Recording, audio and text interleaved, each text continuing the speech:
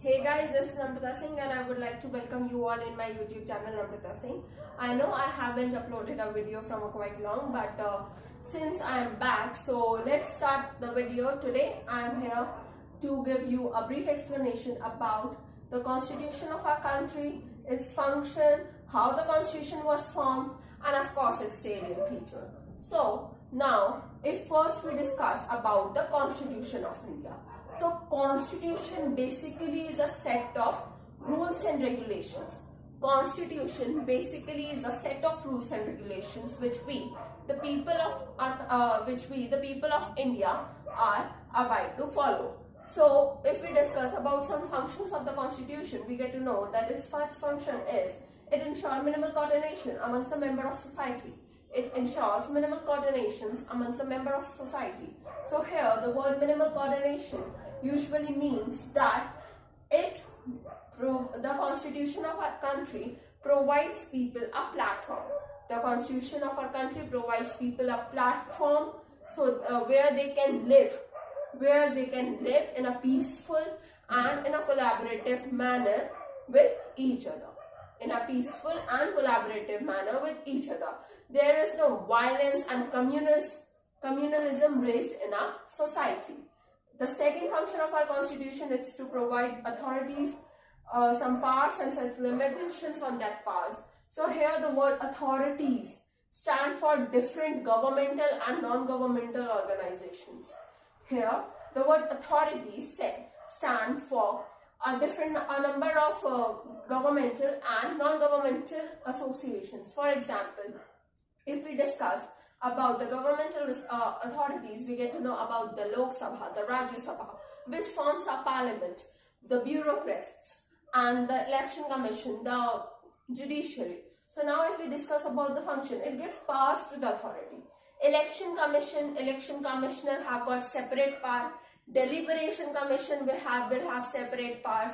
Lok Sabha and Rajya Sabha have got separate power. They can just amend the bills. They can just make laws. And the Supreme Court or the judiciary, it's a protector and guardian to our constitution. It's a protector and guardian to our constitution. The third function of our constitution is to fulfill the aspirations of our society. The third function of our constitution is to fulfill the aspirations of our society. Well, you all must be knowing that the country develops when its people develops. That's basically from the principle of capitalism. The country develops when there is an individual development. So basically the constitution was formed in the year 1949. So it was formed in such a manner that it can able to fulfill the aspiration of the people, the needs of the people, what the people want from the government, so that their fundamental rights should not be harassed by the state. So that's why the constitution, the third function of our constitution is to fulfill the aspirations of the society. And now if we come to the fourth function of our constitution to establish law, order, peace and justice in the society. So basically its prime organ is law. If law will be established, order will automatically come in the society. If law and order will be established, there will be a peaceful society. And if law will function properly, then the proper justice would be provided to each and every individual of our country. That's why our constitution have granted the judiciary as an independent status.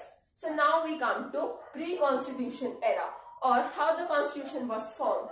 So M.N. Roy was the first person who put the idea for the development of Constituent Assembly. M.N. Roy was the first person to put forward the idea for the development or the establishment of the Constituent Assembly in the year 1938. Clement Attlee, the then Prime Minister of British government, sent the cabinet mission to India.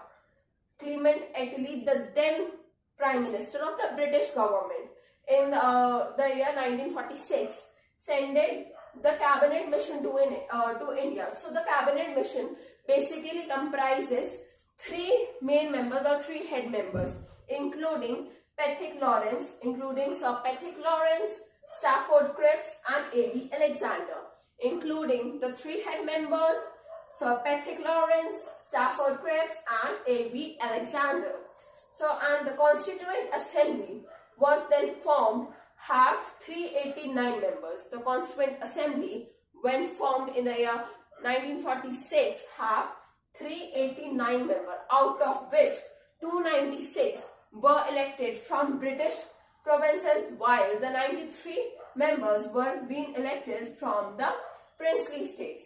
So basically, these members were elected in the ratio that one member will represent 100,000 people. One member will represent 100,000 people. So in such a member, in a ratio proportion, the members of our Constituent Assembly was elected. And there is a quite, you all must be not aware of it. Dr. Sachidanand Sinha was appointed as the first president of our Constituent Assembly. Dr. Sachidanand Sinha was appointed as the first president of our Constituent Assembly for 2 days. The cabinet mission came to India on 11th December 1946. The cabinet mission came to India on 11th December 1946. But Dr. Sachidanand Sinha became the president of the Constituent Assembly for 2 days. That is on 9th December 1946 and 10th December 1946.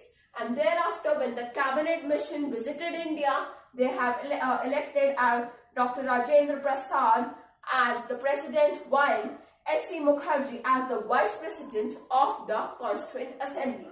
They have elected Dr. Rajendra Prasad as president and H.C. Mukherjee as the vice president of the Constituent Assembly.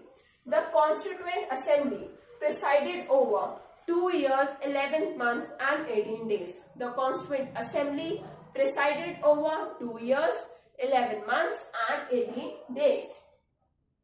Dr. B.R. Ambedkar was the chairman of the drafting committee. You all must be knowing him. Actually, he was under him only the law was established in our Indian Constitution. Dr. B.N. Rao was being named as the constitutional advisor, was being appointed as the constitutional advisor of our Constituent Assembly. The last session of our Constituent Assembly was held on 24th January 1950, 2 days before the Constitution was enacted, which was 26th January 1950. So, the last session of the Constituent Assembly was held on 24th January 1950.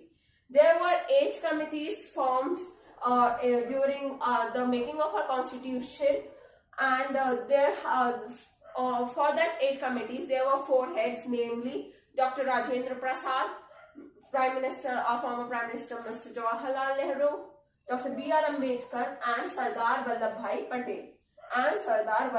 Patel. When our Indian Constitution was established, there were initially 22 parts, 395 articles and 8 schedules. But through the time have been passed, a lot of time have been passed, and there have been 104 amendments to our Constitution. At present, in the year 2020, we have got 104 amendments to our Constitution, which have increased our Constitution to 25 parts, 448 articles and 12 schedules at present, which have increased our Constitution to 25 parts, 448 articles and 12 schedules at present. So now guys, let's discuss about the salient features of our Constitution. So the most prominent salient feature is our Constitution is also known as a bag of borrows. So now if we discuss about Dr. B.R. Ambedkar, I have told you he was the chairman of the drafting committee. So he adopted different schemes from a number of constitutions prevailed in India for the betterment of our society. That's why our Indian constitution is the most reliable, longest and a written constitution. That's why our Indian constitution is the most reliable, long and the written constitution. Okay, so now if I discuss about why the constitution is being known as the bag of borrows, because it has adopted its major ideas such as sovereignty, for example, secularity from a number of nations, So from UK, it has basically the ministers to the prime minister. Cabinet are the minister appointed by the prime minister. Lok Sabha powers, appointment of speaker and parliamentary form of government. In the parliamentary form of government, the president is the nominal head, while the head of the executive, that is the prime minister, have got all the power. So these all things have been adopted from the Constitution of United Kingdom. From US we have adopted the ideas of written constitution. Vice president acted as ex officio chairman of Rajya Sabha.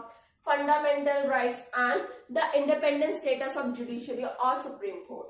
From USSR, former USSR, that is Union of Socialist Soviet Russia. So that we have adopted a 5-year plan for the government. For example, the tenure of the members of the Lok Sabha will be 5 years. For that chief ministers and for different type of ministers, the tenure would be 5 years. So that has been adopted from from the Constitution of USSR, and the fundamental duties we have adopted from USSR. From Australia, we have adopted concurrent list. So what do you understand by concurrent list? Concurrent list is basically a list in which the state government as well as the union government both can make decision, on which the state government as well as the union government both can make decision. From Ireland, we have adopted DPSP, Directive Principles of State Policies. These include some initiatives, some goals and some rights which we the people of India have got, but they are not liable to the court. But hence DPSP is included in part 4 of our Indian Constitution and are very important for the development of our society. From Canada, we have adopted federalism. Federalism, you know, division of power into or other forms of government. So that is known as federalism. So these were the things that why our constitution is being known as the bag of borrows. And at last, I would like to tell you that another salient feature of our constitution is that it is known as a living document.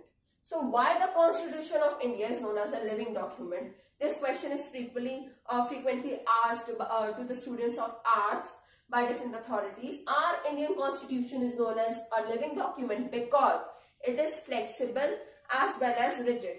So we have seen that there have been 100